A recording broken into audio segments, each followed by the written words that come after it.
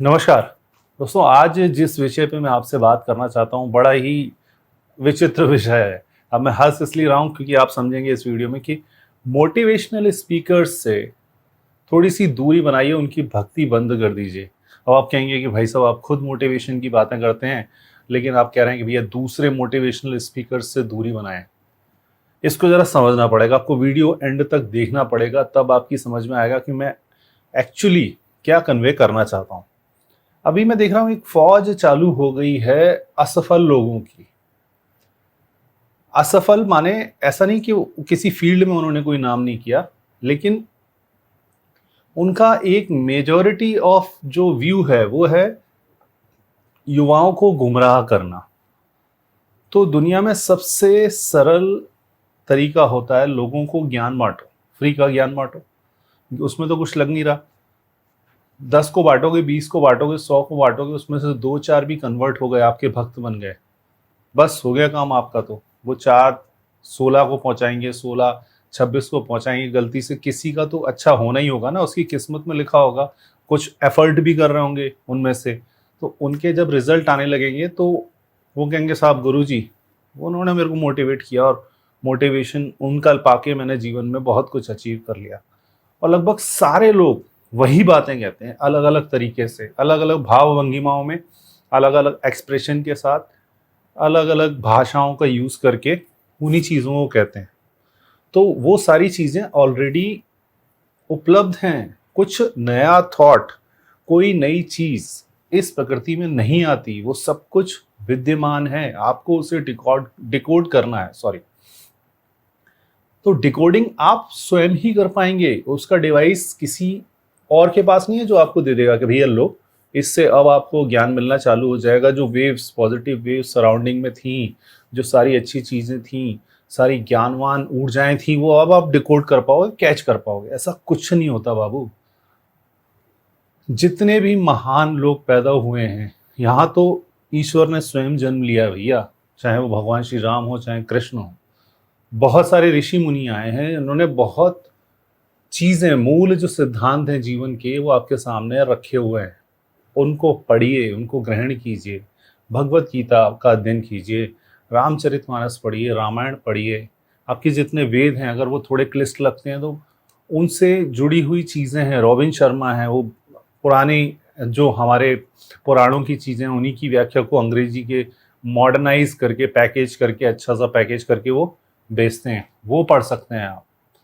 तो वो सारी बेसिक चीज़ें हैं, कुछ नया नहीं मिलने वाला आपको, पैकेजिंग चेंज होती है।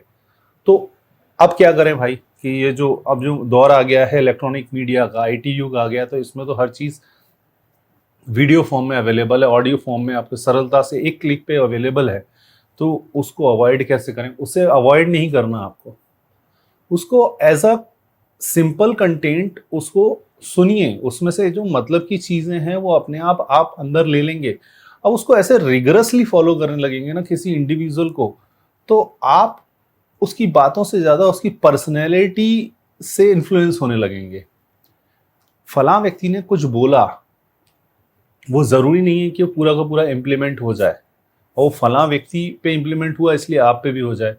आपको अपने तरीके से उसको थोड़ा सा समझना पड़ेगा। मेरी बात समझ रहे होंगे क्योंकि मैं कठिन स्तर पे नहीं जाना चाहता इन चीज़ों पे।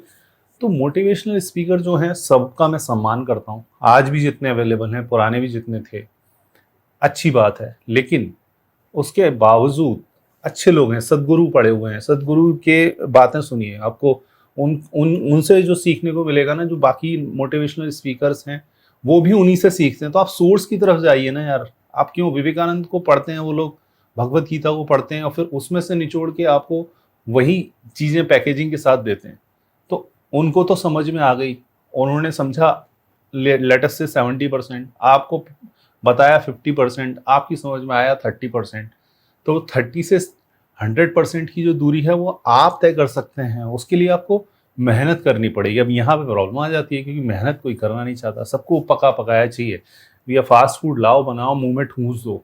हाँ, वो तो अच्छा है कि शरीर को पचाना पड़ता है, वरना वो भी आदमी कहेगा यार पचा पचाया ही दे दो यार, है ना, ट्रांसफर कर दो यार। नई टेक्नोलॉजी आ जाए तो वही सीधे लिया खाना और ऐसे ट्रांसफ़र कर दिया, पेट में पहुंच गया, पचा पचाया, कोई टेंशन ही नहीं है, पौष्टिक बिल्कुल, विटामिन से भरपूर, ना मोटापा ना कुछ मेरी तरह।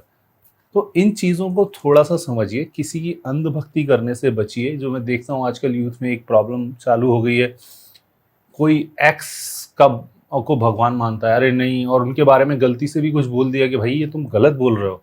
बड़ी सिंपल सी चीज़ें कॉम्प्लेक्स बना-बना के बोल रहे हो, और कुछ तो भी खी-खी, खौं-खौं 15, 20, 50, 100 लोगों को इकट्ठा करके चालू कर दिया आपने।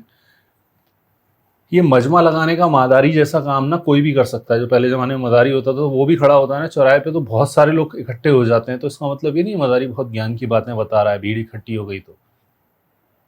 इस चीज़ को दिमाग से निकालिए, मेहनत करना सीखिए।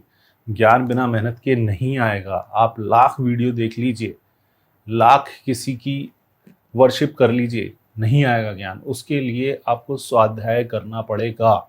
There is no shortcut of it.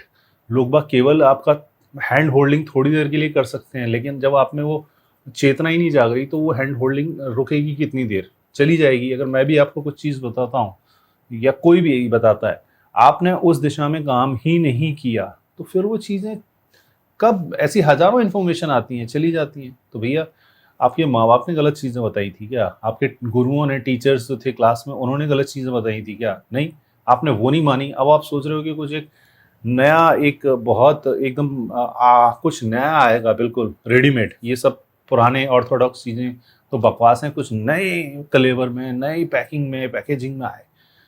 तो भैया वो केवल अपने आप को बुद्धू बना के आप टाइम पास कर रहे हैं। ये समय निकल जाएगा, उसके बाद सीखने की भी इच्छा समाप्त हो जाएगी। वो एक बार आपने कोई चीज़ सीखने की कोशिश की, नहीं हुई, दूसरी बार की नहीं हुई, तीसरी बार की नहीं हुई, 100-200 बार ना, उसके बाद मन अपने आप कहता है यार ये चीज़, ये अपने मतलब की नहीं है। इसलिए बुक्स पढ़ने की आदत डालिए, बैक टू बेसिक्स। सिंपल से विचार से सोचा आप लोगों से शेयर करूँ। जल्दी मिलता हूँ नेक्स्ट वीडियो में, तब तक के लिए